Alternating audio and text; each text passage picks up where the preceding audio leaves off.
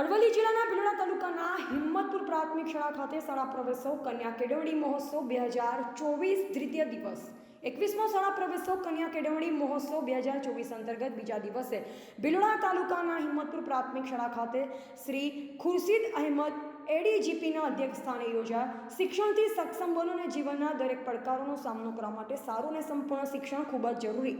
Shri Khurshid Ahmed ADGP Bhiloda તાલુકાના હિંમતપુર ગામે શાળા પ્રવેશોત્સવ ઉજવણી ઉલ્લાસમય શિક્ષણની થીમ સાથે યોજાયો।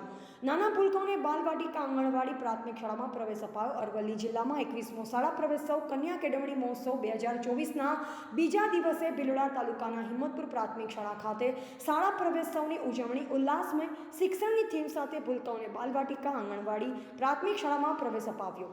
શ્રી ખુરશીદ અહેમદ એડીજીપીએ શાળા પ્રવેશોત્સવ કન્યા કેળવણી મહોત્સવમાં સહભાગી થતાં જણાવ્યું હતું કે બાળકોને શાળામાં ભણવા માટે મહત્વનું પ્રોત્સાહન પોતાના માતા અને પિતાથી જ મળે છે અને તેમના દ્વારા નાના બાળકો નવી દિશા નક્કી કરે છે।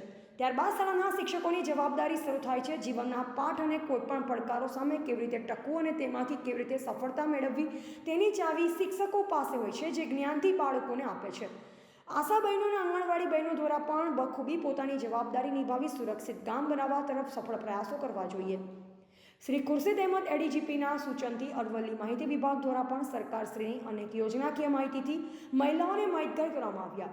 ગુજરાત રાજ્ય સરકારશ્રીની દીકરીઓ અને મહિલાઓ માટે ચાલતી યોજનાઓની જાણકારી આપી વધુમાં વધુ લાભ લેવા અનુરોધ કરાયો, જેમાં સુકન્યા સમૃદ્ધિ યોજના, વહાલી દીકરી યોજના, વિદ્યા સાધના યોજના તેમજ મહિલાઓ માટેની યોજનાકીય વિગતો માહિતી આપવામાં આવી। તો સાથે આંગણવાડી બાલવાટિકાના ભૂલકાઓને શાળામાં પ્રવેશ અપાવી શૈક્ષણિક કીટ, ગણવેશ, દફતર ભેટ આપી।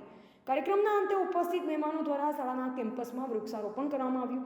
કાર્યક્રમમાં જિલ્લાના અધિકારીશ્રીઓ અને ચૂંટાયેલા જનપ્રતિનિધિઓ, શાળાના આચાર્યશ્રી, શિક્ષકગણ, ગ્રામજનો સહિત શાળાના ભૂલકા ઉપસ્થિત રહ્યા। રિપોર્ટર રસિક પટેલ, ભિલોડા।